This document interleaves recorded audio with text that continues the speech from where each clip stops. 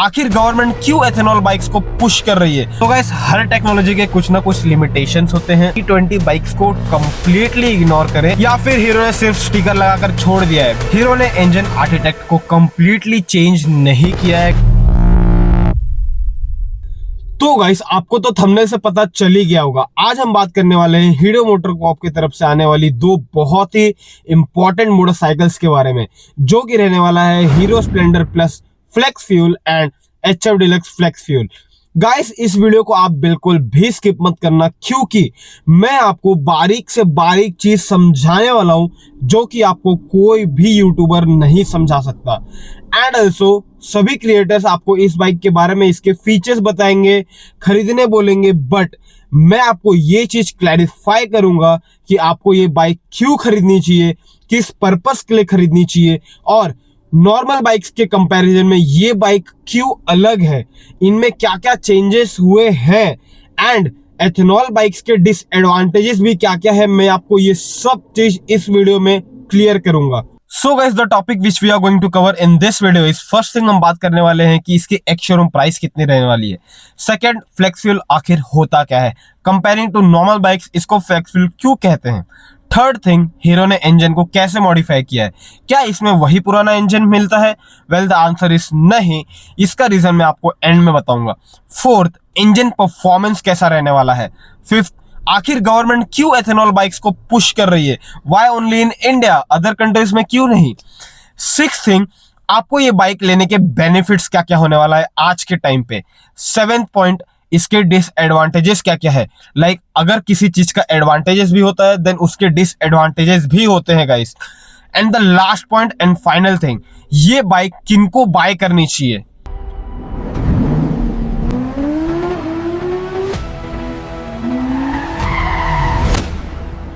Hello guys, welcome back to the new video. You are watching Auto Infology, and जहां पर सिर्फ update news नहीं बल्कि आपके नेक्स्ट व्हीकल डिसीजंस को और बेहतर बनाने की मेरी ये कोशिश होती है। तो अगर आप चैनल पे नए हो then subscribe to my channel and follow Auto Infology for more such automotive updates. So now let's start with the video. सबसे पहले हम बात करने वाले हैं प्राइस के बारे में। Hero HF deluxe flex fuel की एक शोरूम प्राइस लगभग 72,792 रखी गई है। वहीं Hero splendor plus flex fuel की एक शोरूम प्राइस लगभग 82,710 रुपीज रखी गई है।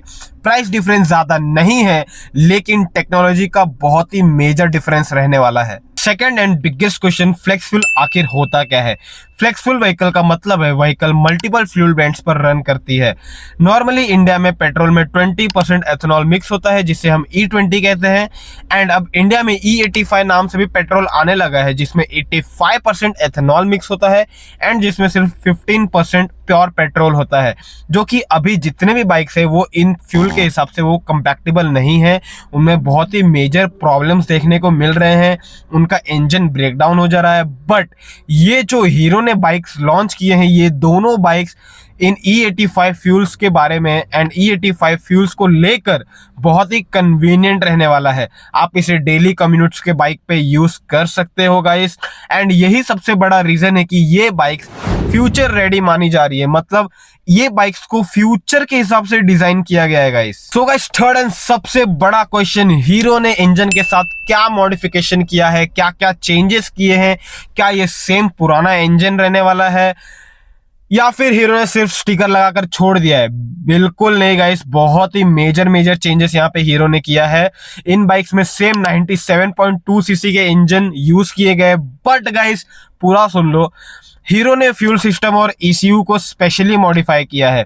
अब न्यू ECU कैलिब्रेशन दी है, अपग्रेडेड फ्यूल पंप्स लगाए हैं, सेकेंडरी फ्यूल फिल्टर्स दिए हैं, ethanol resistant fuel system components use किए हैं।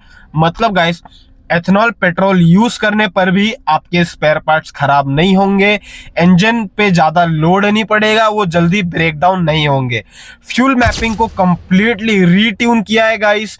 ये सारे चेंजेस इसलिए किए गए हैं क्योंकि एथेनॉल और पेट्रोल की केमिकल प्रॉपर्टीज अलग होती है, ये आपके बाइक के इंजन को हार्म नहीं करने देगी गाइस।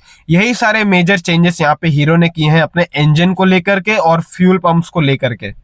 अब बात करते हैं गाइस इंजन परफॉर्मेंस के बारे में। इसमें भी क्या पुराना इंजन ऑप्शन ही आता है? यस गाइस, इस बार पावर को लेकर के कोई भी छेड़खानी नहीं की गई है। 97.2 सीसी के इंजन इसमें आते हैं, जो कि लगभग 8.4 से लेकर के 8.6 हॉर्स पावर और 8.3 न्यूटन मीटर का टॉर्क प्रोड्यूस करते हैं। मतलब डेली कम्यूटिंग्स के लिए काफी बढ़िया पावर रहता है ये गाइस। आपको सिटी राइडिंग, ऑफिस कम्यूट और विलेज रोड्स पर कोई मेजर कॉम्प्रोमाइज नहीं फील कराएगा ये, जो कि काफी बढ़िया बात रहने वाला है हीरो के तरफ से। ये मतलब अंडर पावर तो भाई बिल्कुल फील नहीं कराएगा आपको। सो गाइस, अब तक का सबसे बड़ा सवाल, गवर्नमेंट क्यों इंडिया में एथेनॉल पुश कर रही है? Why not in other countries? Other countries के गवर्नमेंट क्यों नहीं पुश कर रहे? सो गाइस, इसका बहुत ही बड़ा और मेजर रीजन है। मैं आपको अभी वो सारी चीज डिस्क्लोज करूंगा, बट बड़े बड़े क्रिएटर्स इन छोटी छोटी चीजों पे बात करना जरूरी नहीं समझते, बट मुझे ये फील होता है कि यही सब चीजें बहुत ही इंपॉर्टेंट है। आपको भी पता चलना चाहिए गाइस कि ये एथेनॉल का माजरा क्या है, ये क्यों हो रहा है, किस लिए हो रहा है, बेनिफिट्स क्या है, डिसएडवांटेजेस क्या है, किसे फायदा हो रहा है, किसे नुकसान हो रहा है।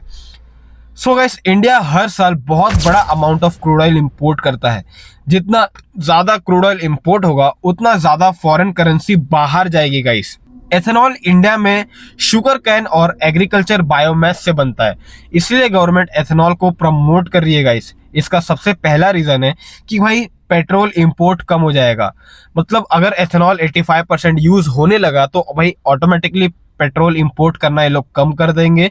So second thing is farmer की इनकम बढ़ जाएगी। अब जैसे मैंने आपको बताया कि भाई शुगर कैन और एग्रीकल्चर बायोमास से ये सब चीजें तैयार होती है। सो यहाँ पे फार्मर्स के लिए सबसे बड़ा बेनिफिट रहने वाला है, उनके इनकम्स पे इम्पैक्ट पड़ेगा, उन्हें थोड़ी ज्यादा मदद मिलेगी गवर्नमेंट की तरफ से। And third thing, fuel cost control में रहेगा। जो भी हम पेट्रोल मंगाते थे, उन्हें रिफाइन वगैरह कुछ भी करते थे, अब वो सारे कॉस्ट कंट्रोल में आ जाएंगे गाइस, कम हो जाएंगे guys. Fourth thing is carbon ambitions reduce हो जाएंगे।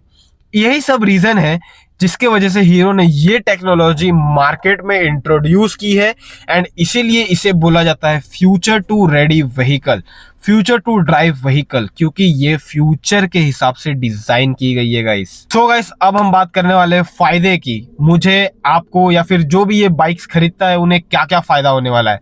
So guys, benefit number 1, future ready vehicles आने वाले सालों में एथेनॉल ब्लेंडिंग और इंक्रीज हो सकती है गाइस। अगर आप फ्लेक्स फ्यूल बाइक खरीदते हैं तो फ्यूचर फ्यूल पॉलिसीज का टेंशन नहीं रहेगा। कोई भी पेट्रोल फ्यूल आने दो, कुछ भी आने दो, कितना भी एथेनॉल मिक्स होने दो, ये बाइक्स पे कोई मेजर इंपैक्ट नहीं पड़ेगा। इसमें हीरो ने उस हिसाब से चेंजेस कर दिए हैं guys. Second benefit, potential fuel cost saving. Ethanol generally petrol से सस्ता प्रोड्यूस किया जाता है। जब E85 फ्यूल वाइड स्प्रेड होगा, मतलब इंडिया में पूरी तरीके से स्प्रेड हो जाएगा, तब रनिंग कॉस्ट में बेनिफिट मिल सकता है गाइस आपको। मतलब एक तो सबसे पहला वो सस्ता भी रहेगा और डेली यूज के लिए काफी ज्यादा कन्वीनियंट रहेगा, और बाइक्स में भी कुछ चेंजेस नहीं आएंगे, कुछ फॉल्ट्स नहीं आएंगे। Third benefit, environment friendly. Ethanol fuel carbon ambitions को रिड्यूस करता है गाइस, एंड इसीलिए ये बाइक्स कंपैरेटिवली ग्रीनर ऑप्शंस बन जाती है। मतलब green India, clean India, environment and all, यही सब है थर्ड बेनिफिट्स आपके। Now talking about fourth benefit, same hero reliability. Hero ने इंजन आर्किटेक्ट को कंप्लीटली चेंज नहीं किया है गाइस, इसलिए सर्विसिंग और मेंटेनेंस काफी ज्यादा फेमिलियर ही रहने वाली है। मतलब जो सर्विसिंग कॉस्ट आपको पहले लगता था वही कॉस्ट अभी भी आपको लगेगा, उसमें कुछ चेंजेस नहीं होगा। बट हो सकता है जो जो स्पेयर पार्ट्स यहाँ पे हीरो ने चेंज किए हैं उसके प्राइस डिफरेंस में कुछ चेंजेस आपको देखने को मिल सकते हैं। मतलब पहले जो स्पेयर पार्ट्स आते थे उनको अभी जो है रिप्लेस किया गया है, जैसे मैंने आपको बताया fuel pumps and all, ECU and all, तो उसमें थोड़े बहुत अगर खराब होते हैं इन केस 5 साल 10 साल बाद, तो अगर आप उसे चेंज कराओगे तो उसमें थोड़े बहुत प्राइसिंग डिफरेंस आपको देखने को मिल सकते हैं, बट ज्यादा नहीं होगा गाइस। 200 to 500 बहुत ज्यादा हो गया हीरो के लिए। So guys, moving to the next and very valuable question कि इसके डिसएडवांटेजेस क्या क्या है comparing to E20 bikes. Flex fuel और E20 बाइक्स में क्या क्या डिसएडवांटेजेस है। सो गाइस, हर टेक्नोलॉजी के कुछ ना कुछ लिमिटेशंस होते हैं। सबसे पहला इश्यू है फ्यूल अवेलेबिलिटी का। अगर आपके एरिया में E85 पेट्रोल्स अवेलेबल ही ना हो तो भाई कोई फायदा नहीं है आपको ये बाइक लेने का। लेकिन गाइस आने वाले समय में मैं 100% श्योर हूं कि आपके एरिया में E85 फ्यूल बहुत जल्दी अवेलेबल हो जाएगा।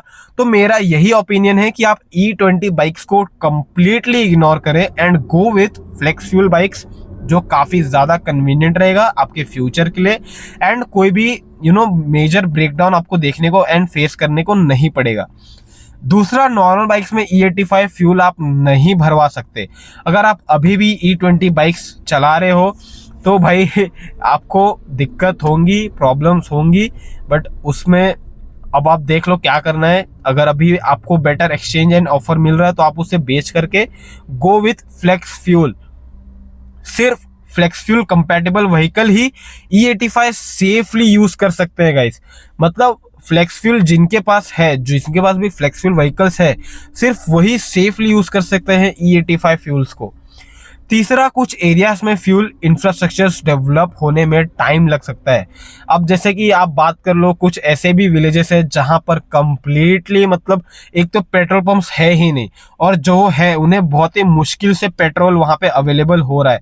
तो मुझे ऐसा लगता है कि उन एरियाज में, थर्ड टायर एरियाज में अभी भी मतलब इतना जरूरी नहीं है कि आप फ्लेक्स फ्यूल अभी तुरंत बाय करो। आपको अभी आपके पास टाइम है, so you can take your time and see अगर ये फ्लेक्स फ्यूल भी अभी सक्सेस है या नहीं है।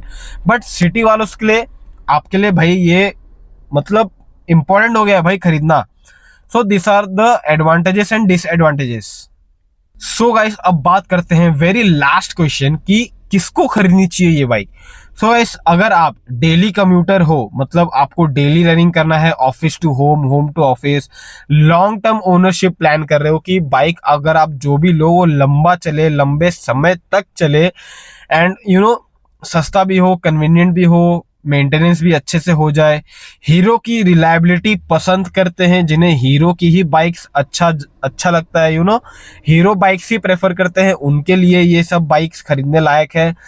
And splendor plus flex fuel और HF deluxe flex fuel definitely आप कंसिडर कर सकते हो। अभी के अकॉर्डिंग ये बाइक सबसे बेस्ट है गाइस। लेकिन अगर आपके एरिया में एथेनॉल फ्यूल अवेलेबिलिटी बहुत कम है और आप इमीडिएट बेनिफिट्स एक्सपेक्ट कर रहे हैं तो आप नॉर्मल E20 वर्जन भी चूज कर सकते हो guys. Now coming to the conclusion and final point, Hero ने सिर्फ एक नई बाइक लॉन्च नहीं की है, कंपनी ने इंडिया के फ्यूल फ्यूचर की एक झलक दिखाई है guys. HF deluxe flex fuel और Splendor plus flex fuel India की पहली mass market E85 compatible motorcycles है, जो क्लीनर मोबिलिटी, फ्यूल डाइवर्सिफिकेशन और फ्यूचर रेडीनेस की डायरेक्शंस में एक सबसे बड़ा स्टेप रिप्रेजेंट करती है गाइस। अब देखना ये होगा कि E85 पेट्रोल नेटवर्क कितनी जल्दी एक्सपैंड होता है और इंडियन कंज्यूमर्स की टेक्नोलॉजी को कितना अडॉप्ट कर पाते हैं एंड कितना ज्यादा ये इंडियन मार्केट्स में सक्सेसफुल रहता है। सो गाइस, जिसने भी मेरा ये वीडियो एंड तक देखा है, आई वांट योर ओपिनियन। क्या आप अभी भी E20 बाइक लेना ही प्रेफर करोगे या फिर you will go with flex fuel bikes which is more कंपैक्टेबल?